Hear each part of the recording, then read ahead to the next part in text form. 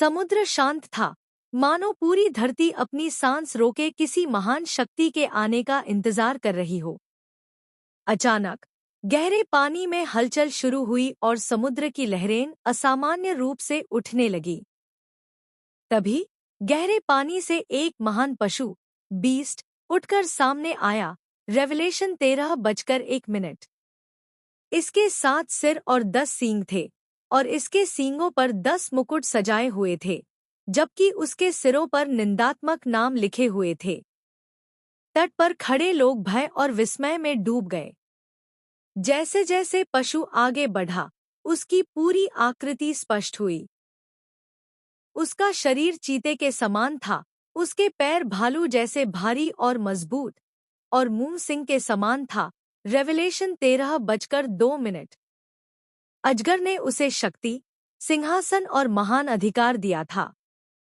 इसके हर कदम से जमीन कांपती हुई प्रतीत हो रही थी। जब इसका मुंह खुला तो दहाड़ इतनी भयानक थी कि सुनने वालों के दिलों में सम्मान और डर दोनों भर गए। फिर सबसे आश्चर्यजनक दृश्य हुआ। पशु के एक सिर को ऐसा घातक घाव मिला मानो वह मर गया हो, परंतु सभी के सामने वह घाव पूरी तरह ठीक हो गया और पशु फिर पूरी शक्ति के साथ खड़ा हुआ। रेवलेशन 13:03। यह चमत्कार देखकर लोग दंग रह गए। उन्होंने डर और विस्मय में फुसफुसाया, इस पशु के समान कौन है? कौन उससे युद्ध कर सकता है? पशु अपनी गति से दुनिया में आगे बढ़ा। हर क्रिया प्राचीन भविष्यवाणी के अनुसार होती हुई प्रतीत हुई।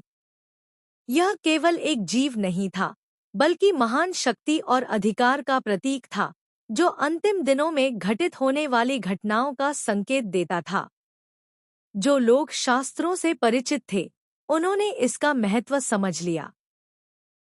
दुनिया जितनी आश्चर्यचकित थी, उतने ही कम लोगों ने समझ लिया कि यह पशु परमेश्वर की भविष्यवाणी का हिस्सा है, और अब न्याय और ऐसे घटनाएं घटित होने लगी हैं जिन्हें सामान्य मनुष्य समझ नहीं सकता।